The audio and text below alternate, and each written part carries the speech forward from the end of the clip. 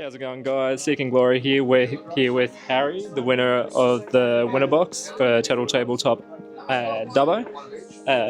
What do you have here for today? We have Maliss, Striker, Kashtira. A little bit of Bistils as well. It's just a pile, man. Yeah. It's good. What have you got for us? All right, so playing three of the good names and one of the bad name. The Kashtira cards are more some of your starters, but so we're minimizing our actual normal summons because the Kashtiras essentially do that.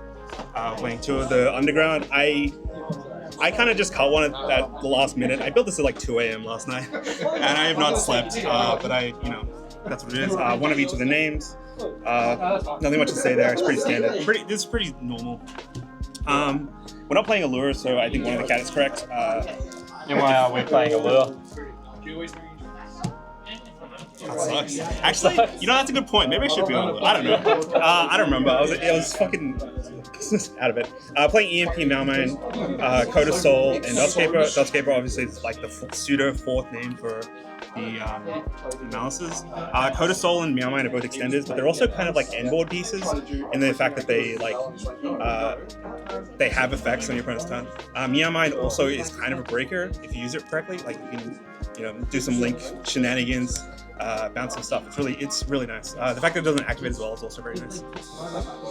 Then we have the Striker stuff. 3 engage. These are the ones I had. And these are the ones I had access to. Hornet Drones, Widowmaker, and Shark Cannon. So what made you want to go for the Striker build? They're cracked. They're just so this deck just combos with a half a cheese sandwich. So basically anything that just gives you bodies and gives you advantage is good enough for this deck. Really. That's how I figured it. A lot of people are doing this Striker. I saw a lot of lists with this Striker stuff. Yeah, it's really good. The fact that you can I think this deck particularly you can link into the one guy so you can make your stuff live is it's good. I'll often do a lot of my plays and then I'll get stopped and I'll go engage and start going off from there.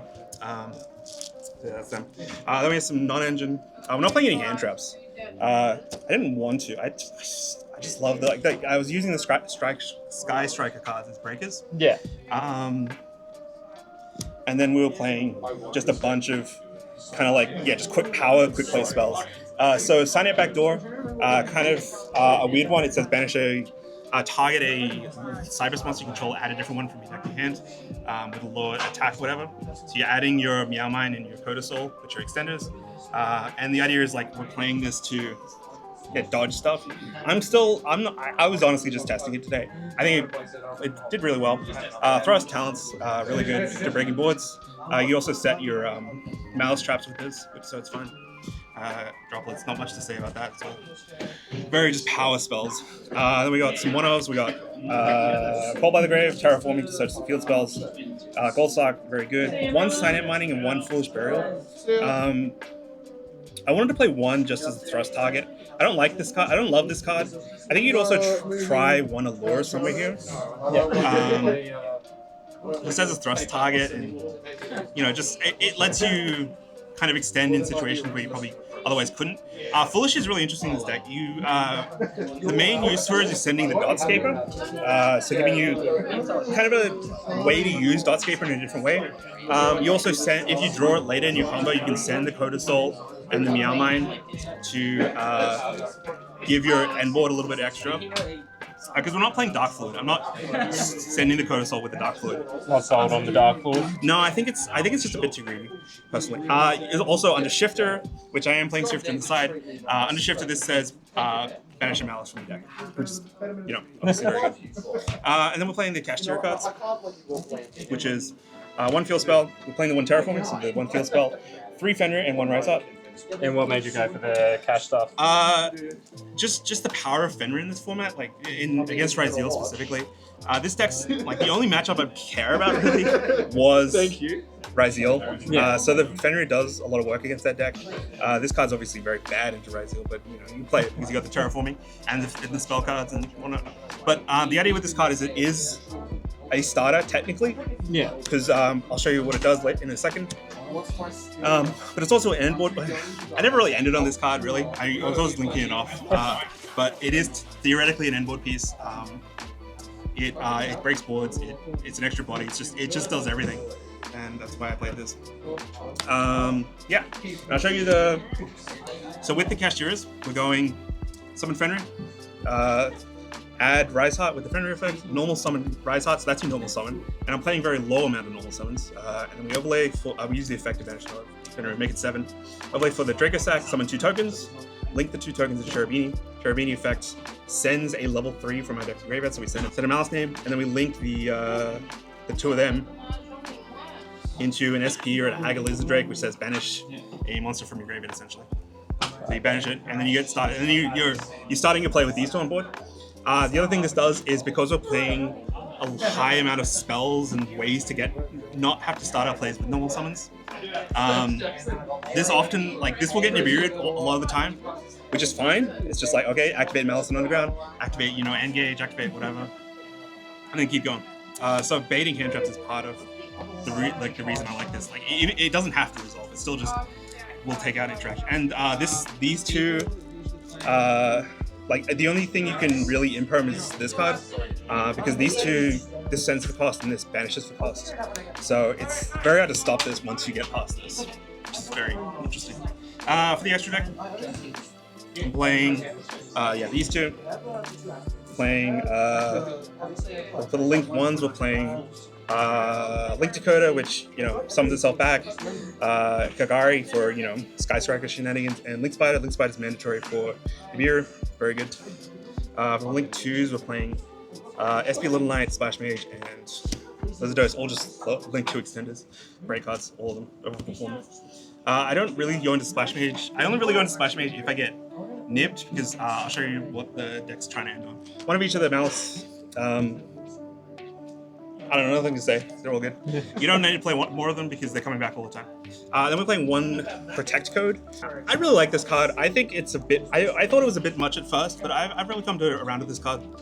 If you get nibbed, this card, ending on just a firewall with this, just a regular OG firewall with this integrated, is very powerful. Then we're playing Link 4s.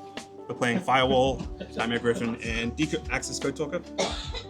The end board I'm kind of usually going for is an SP in the EMZ slot, and the Nightmare Griffin not pointing to anything. And then we're adding back. Griffin lock. Yeah, we're Nightmare Griffin locking. This also adds back one of your Maliss traps, like the GWC specifically. Draws you an extra card as well. Really good. And then you have the field spell, which says they can only attack your Maliss links. So then, if they try to attack it, you just go summon a Maliss link using the GWC, set up the Griffin. Yeah, really good. And the access code, I think the access code is not relevant for. It's not relevant for ATKing. That's not what it's for. It's just for getting rid of stuff. It's just for getting rid of stuff. It also baits out Nib really well. If you go your main combo, you go Red Ransom and an extra body, add the field spell, immediately make access code. No. Make the access code, and then they have to Nib or else they get screwed. Then in the side, I honestly didn't. The side, the deck's really tight in what I want to have in the main deck anyway. So with the side, it's more about just very specific matchup specific things instead of just general going first or second cards. So I'm playing Fistules in the side. Because these cards I found really good into Ryzeal. The idea is being we Lubellion, some add the Druis, some the Druis, tribute the Druis with the Lubellion, and basically that attempts to out the Detonator, which it tries to. Regain's also very good for just generally in this deck. It's also very good in the mirror match. In the mirror match, this card's crazy. So I like these cards. I would like to play 7, but I just I don't know. I just cut the Bull Drake. We could play 7 with the Bull Drake. 3D barrier, pretty simple. Self-explanatory. We got 2 thrust in the main, so 3D barrier is really good. 3 evenly because we're playing breakers.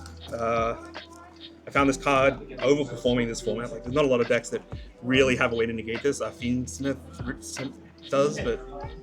And then 3 Shifter. I don't think I'm playing Shifter going forward, but I think because this event happened just before the just after the release of this deck, I think people are still going to be playing Yubel and Snake Eyes, so I thought I might as well play Shifter if that's what people are going to be playing. I think going forward I'm going to cut that, but yeah. Awesome. Do you have any shout outs before we go? What? Him. Total Tabletop, thank you for hosting. Thank you for supporting me. Jacob. He bought my costume. He's my sugar daddy. Yeah, no. Awesome. All Thank you for joining us. All of them. Big dog. All of them.